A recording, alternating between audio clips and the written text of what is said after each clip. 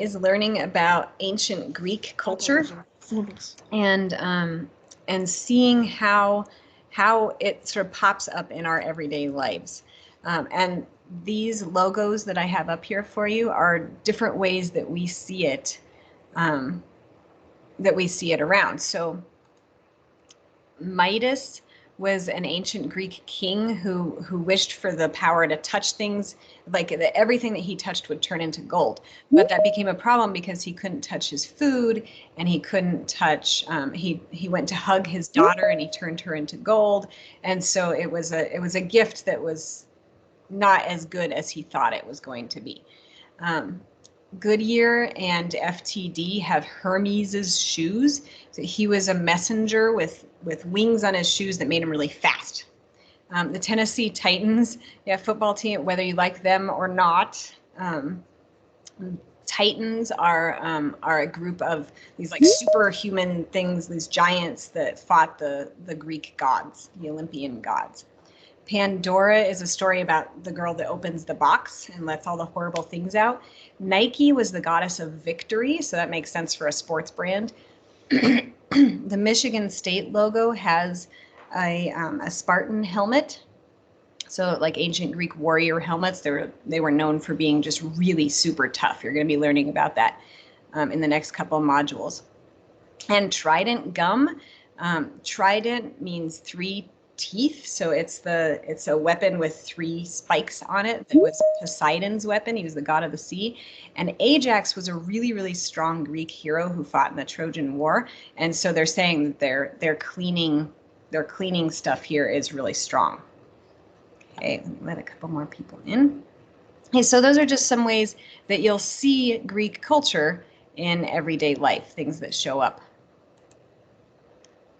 and there. Okay, so let's look then at our essential question. Our essential question for today is, how does Greek culture show up in our daily modern lives? Okay. And everything that we're going to be talking about today is how that happens. Right, so let's continue on. Right, so one story that we'll talk about is the story of Atlas.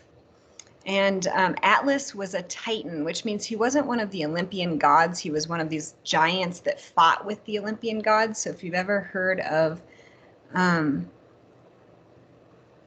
Zeus or Hercules, or, well, Hercules isn't a god, of Zeus or Hera or Athena, any of those gods, Ares is the god of war, any of those gods, the Titans are the ones that fought those gods. Okay, so they came before those gods, and then they had a big war. So Atlas was one of the Titans that fought against the gods, and as punishment, he was made to carry the earth on his shoulders. So he had to carry the earth on his shoulders and run around the universe, around the solar system, carrying the earth. And it's really heavy, and he didn't like that job. So there's a story where Hercules, who's a hero, comes to him to ask about these apples, and Atlas knows where the apples are. So he says, here, Hercules, hold the earth for me for just a moment, and I'll run and get the apples for you. So he runs over and gets the apples, but he doesn't plan on coming back because he doesn't want to carry the earth anymore. And he's just going to let Hercules carry the earth, and he's going to get away with it. But Hercules tricks him into taking the earth back for just a moment while he rearranges his cloak, and then Hercules sneaks away. So they battle a little bit about who's going to carry the earth, but Atlas ends up with it again. But where that shows up in our everyday life is that we call a book of maps the atlas. And oh, it went away. Hang on. Oh, there we go. We call that an atlas because that's the world in a book, right? So, and one thing to think about, and you can write this in the chat if you have some ideas, is, have you ever used an atlas to find a different country? Like, have you ever opened a book of maps and looked for something that you're wondering where it is in the world? And think about also, what do people use today to find their way around, just sort of in general life, instead of a book of maps? We don't usually carry paper maps around anymore, but why? What do we use instead? Okay. And while you're thinking about that, Also, something happened yesterday that you may have watched or you may have heard of is that NASA landed their newest Mars rover named Perseverance on Mars, and it was a big deal. It's a new kind of rover, and the information was faster, so it was like real time that we got to watch it in, and that rover is called Perseverance. But the way that they got that rover to Mars was on a rocket called the Atlas V. So where it says Atlas V, that's the Roman numeral for 5. So Atlas V rocket. Okay, so Atlas is showing up all over the place, which is kind of cool.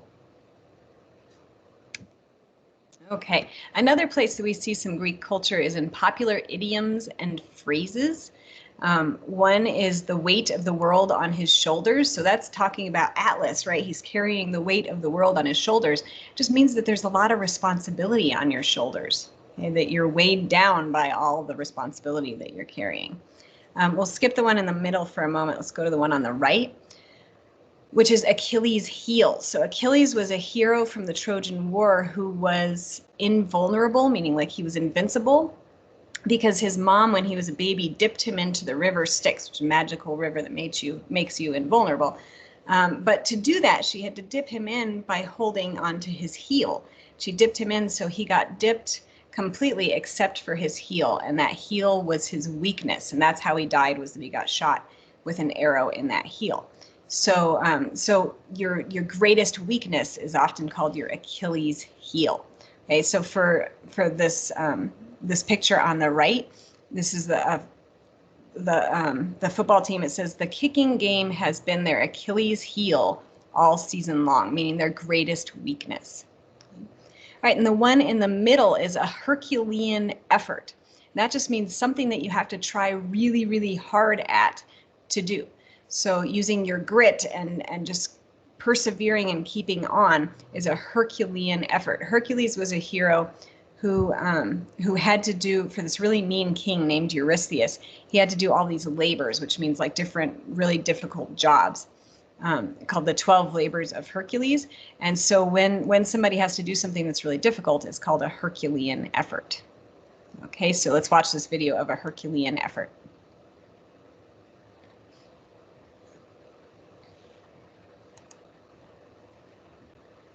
We've got to find a way to put pressure on Mayfield. On 3rd and 4, little sidearm delivery, it's Higgins. Higgins inside the 5, lunging, touchdown. A Herculean effort by Higgins for the Browns touchdown.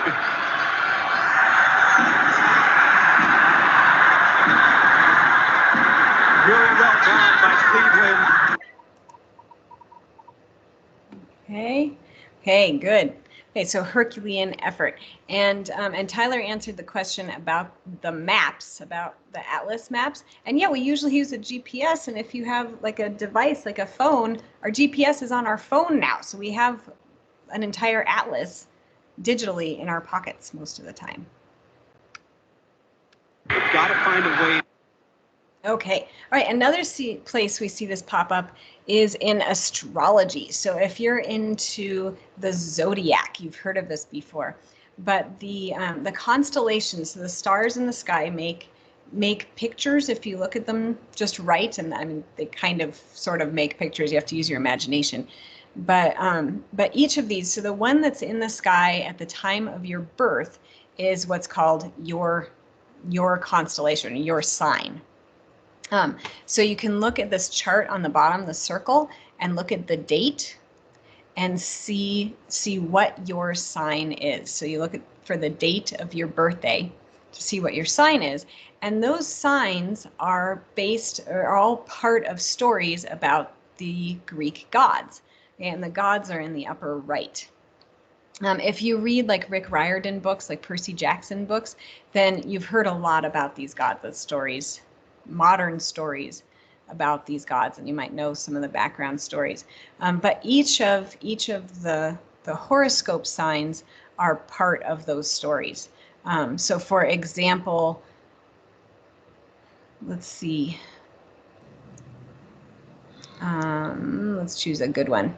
So for example, okay,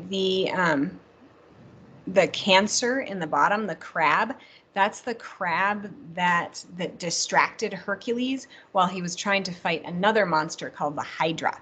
And so the Cancer is part of the Hercules story.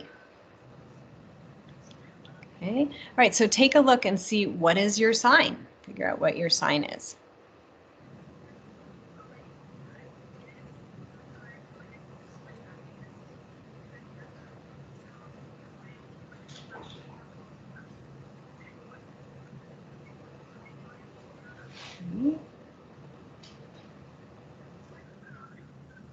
Okay, now this one I'm going to come back to in just a moment, but I want to show you guys some Greek math first.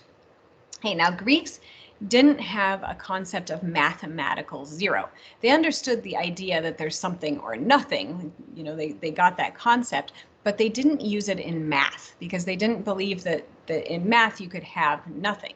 So if you remember, we learned about who invented the idea of mathematical zero. So if you remember, put your answer in the chat. But one thing that the Greeks did do is that they made this magic square with all of the numbers from 1 or under 10, so 1 to 9, so 1, 2, 3, 4, 5, 6, 7, 8, 9. And when you put it into this square like this, it's called a magic square because no matter what way you add up 3 numbers, so if you add like diagonally the 4, 5, 6, or you add just the top, the 4, 9, 2, or you go top to bottom, you add the 2, 7, 6, it will always come up to the same answer.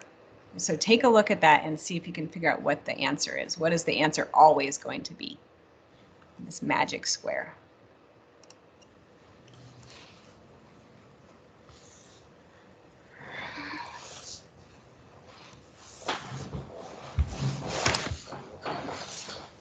You can write your answers in the chat or you can unmute and tell us. Okay, Odatri, you figured yours out as a Libra.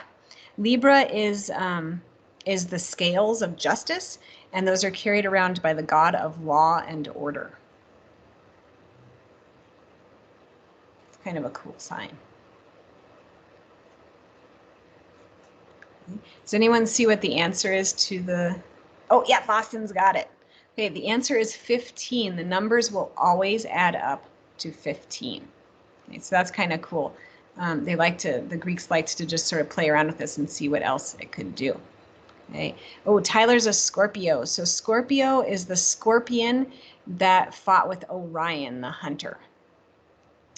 And Arcadia is the Virgo. Virgo is the maiden. And the maiden was the last of the gods living on Earth, or the last of the immortals living on Earth, when all the rest of the gods decided to leave Earth and go to Olympus and have their like godly home there.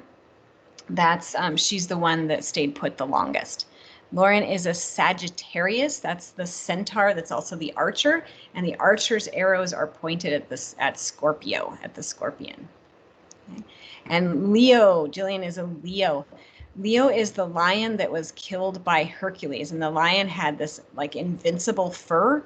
So Hercules wore that as a cloak after he killed the lion, so that it kept him invincible. Okay, and another Sagittarius, Ashley. Cool.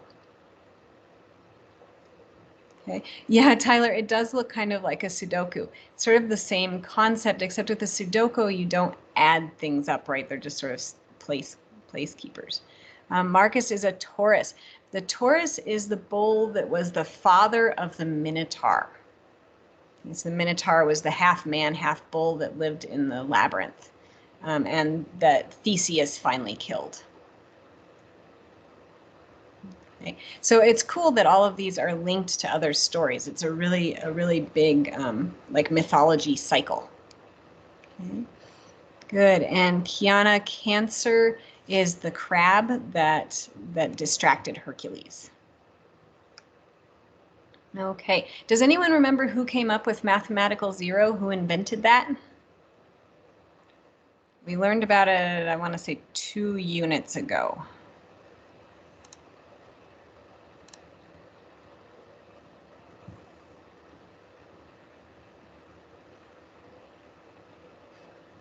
Think about who came up with the numbers that we use today.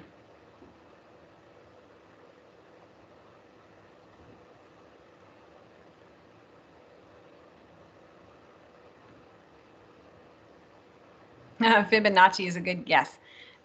Fibonacci is much later. I'm not sure when he was, maybe the Renaissance, but he came up with the idea, or those sequences where the next number is the sum of the two numbers before it. So 0, 1, and 0 plus 1 is 1s. The next number is 1, and then 1 plus 1 is 2. 2 plus 1 is 3. Okay, Daughtry's right. The people that used metal and bronze a lot. And Brady, you're right. We call them Arabic numbers, but remember they weren't Arabic. They came from India. So this was the Indus Valley people, and the Indians came up with these. It's called the Hindu numbers and the Hindu idea of 0. So they came up with the concept of 0. Remember, which made math a lot easier to do, and that they could do a lot more complicated concepts in math. Okay, all right, so the next one that I want to show you that's kind of fun, and then we'll go back to Aesop's Fables, is the Greek alphabet. So you may have seen this before. Sororities and fraternities still use the Greek alphabet. You don't see it in a lot of places, but it's our alphabet. So take a look and see the letters are a little bit different than ours. So I have a song that I'll sing you guys. Don't laugh at me too much, but this is the song that I learned when I was in 6th grade to learn the Greek alphabet, and I still remember it. So I think it's a pretty good song. And each of those, so on the left is the symbols for the letter that the Greeks used, and then the word is the name for that letter. Okay, so here's the song. You guys ready? Alpha, beta, gamma, delta, epsilon, zeta, eta, theta, iota, kappa, lambda, mu, nu, psi, omicron, pi, rho, sigma, tau, upsilon, phi, chi, psi, omega. Okay, so there's the song. So so take a look and see how you would, if you just have a piece of paper, try writing out your name in Greek alphabet.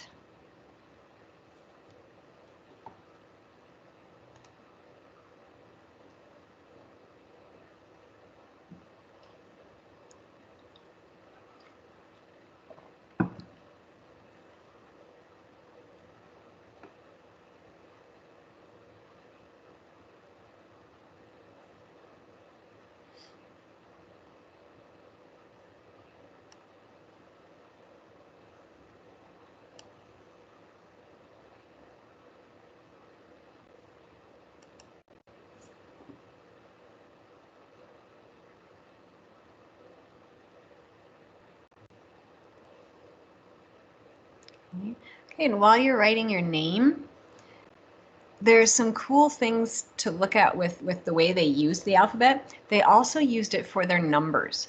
So their numbers were just based on their place in the alphabet. So alpha was the number 1, so they used that little A, that little fishy looking symbol for 1. Beta was 2, so the little B symbol was a 2. Gamma, I'm not sure how to describe that one, it just looks like a T with only half of its top, was the number 3, and so on. So it just continued on. That's how they used their numbers. We also get the word alphabet from the Greek alphabet because of the first 2 letters, alpha and beta, alphabet. Cool.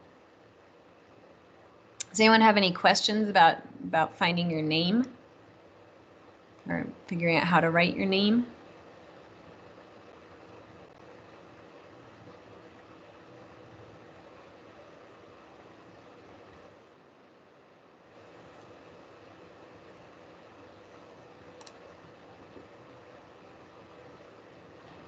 Tyler, you figured out how to type in Greek? Cool. How did you do that? Just like a different keyboard setup. Very cool. Okay, and Daughtry, you figured out the alphabet thing too, alpha, beta, alphabet. Oh, it was Google Translate. Nice.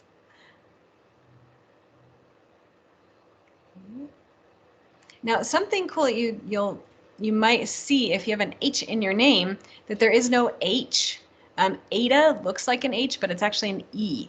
But what the Greeks did is they didn't have an H, but they had a H sound. And so to just show that H sound, they used like a parentheses, not a parentheses, a quote up at the top. Apostrophe. That's what they're called, apostrophe. Up at the top, and that indicated that you were supposed to breathe out like an H sound. So they didn't actually have a letter H. Okay, so those are kind of fun to see. You'll see a lot of those in math, like sigma is used in math. The one you probably are most familiar with is pi. Okay, so the concept of pi, 3.14, that we use in math as well. So these are also math symbols. Okay, all right, so let's take a look at fables. Let me go to present again.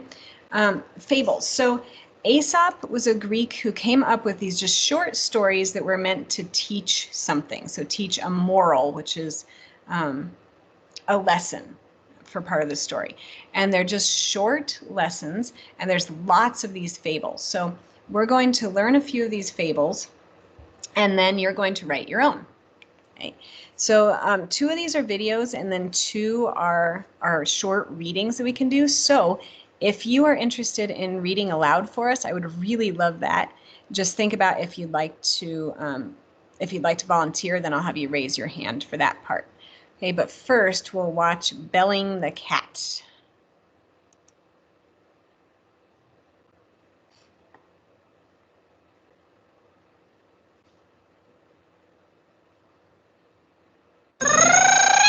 Infobells!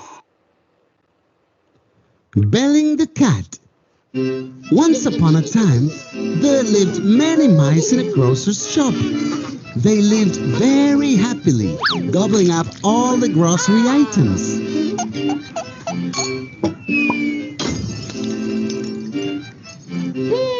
Yummy! So tasty! However, the shopkeeper wasn't happy. So, he decided to get a cat to deal with the nuisance. Huh? Oh no!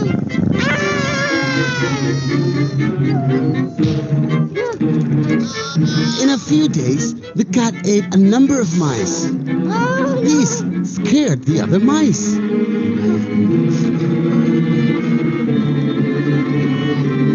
They were not able to lead a happy life as before. Hence, the mice held an urgent meeting to find a solution to the cat menace. we need to get rid of the cat. The mice decided. But how? One mouse had a suggestion. If somehow we could know when the cat comes towards us, we can hide somewhere to save ourselves. Another clever mouse suggested. What about a bell around the cat's neck? Wow, that's a great idea! Replied all the mice in unison. They praised the young mouse for his brilliance. However, one old mouse stood up and asked, Wait. Before you cheer, think. Who is going to bell the cat?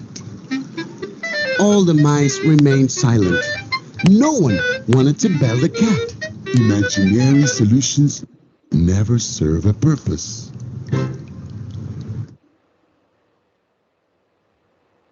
Okay, so that one is the idea that yeah, you can come up with a great idea, but if you can't put that great idea into action, then it's not such a great idea. Right? It needs to be practical as well. Hey, the next one, you may have heard this story before. It's pretty famous, The Tortoise and the Hare.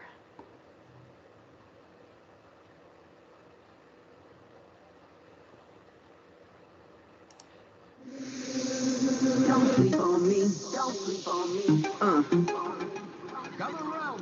The tortoise and hare decided to race. The hare said the...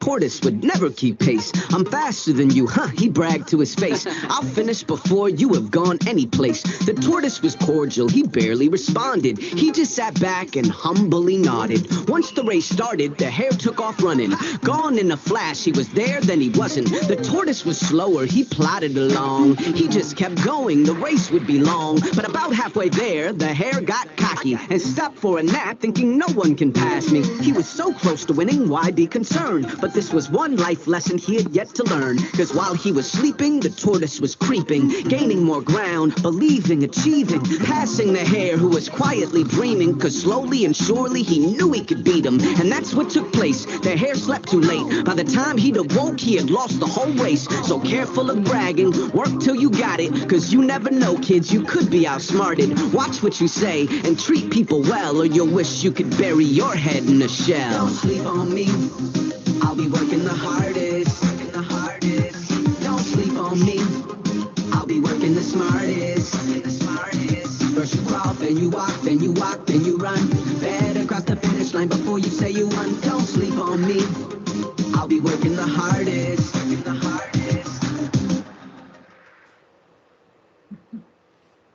Okay, so that one, don't get too cocky, but also slow and steady wins the race. Okay, so here are two stories. This one's called A Wolf in Sheep's Clothing, and not very long, just a little bit to read. Would anybody like to volunteer to read this one aloud to us? Hey, Tyler, go ahead and unmute and read for us. A certain wolf could not get enough to eat because of the watchfulness of the shepherds. But one night he found a sheepskin that had been cast aside and forgotten. The next day, dressed in the skin, the wolf strolled past with the sheep. Soon a little lamb was following him about, was quickly led away to slaughter. The evening the wolf entered the fold with the flock. But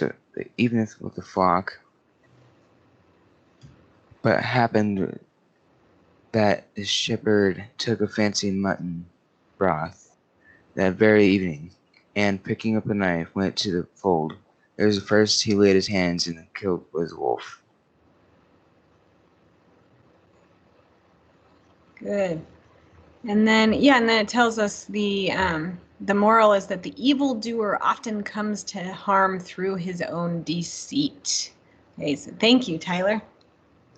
So that story that you come up with this great sneaky plan, but it might also bring you to harm. And also, don't necessarily trust someone that looks soft and fuzzy like a sheep. It might be a wolf underneath. Okay, and the next one, would anyone like to read The Lion and the Mouse?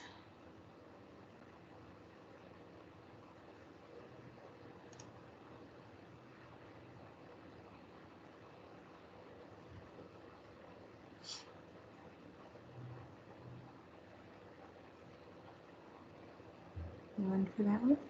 Okay, Jillian, go ahead.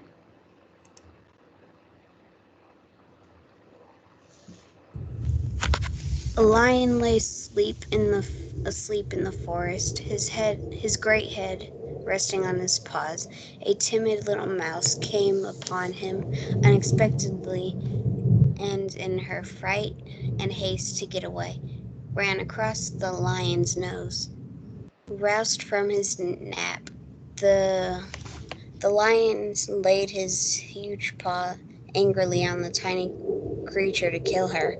"Spare me," begged the poor mouse. "Please let me go, and someday I will repay you." The lion was much amused to think a mouse could ever help him, but he was generous and finally let the mouse go. Some days later, while stalking his prey in the forest, the lion was caught in the toils of a hunter's net, unable to free himself. He filled the forest with his angry roaring. The mouse knew the voice quickly voice and quickly found the lion, struggling in the net, running to one of the great ropes that bound him. She gnawed until it parted, and soon the lion was free. You laughed when I said I would repay you, said the mouse. Now you see that even a little mouse can help a lion. Good. Yeah. And our moral is that a kindness is never wasted, and also even the smallest person can make a difference. Oops. Okay. Okay, so those are some examples of fables. There are actually many, many more of them. But what I'm going to do now is have you, let me go back, write your own fable. So I'm about to put a link in the chat for this Google Doc. And just like we did before with the Mandate of Heaven, you're going to go to any page on the Google Doc that's not already used by somebody else, put your name in that name spot, and then you get to write your own fable. So you'll choose 2 characters, and I've given you some examples. You can use the animals that I have listed there. You can use TV characters, video game characters, book characters, whatever you want, as long as they're school appropriate. And you need a moral. Okay, so just like a fable. So you can choose the morals that I have in there, or one of those, or you can make up your own moral. It's up to you. So we have about 5 minutes left. That'll be enough time for you to get started and really dig into this. We probably won't finish it today, so we'll open up class next time with these completed, and you can share them, or we'll talk about them together. So go ahead and click that link that I put in the chat. Get into this Google Doc or this Google Slides, and choose a slide for yourself. And I will mute myself so I don't distract you, and just get in there, grab 2 characters, grab a moral, and write yourself a fable.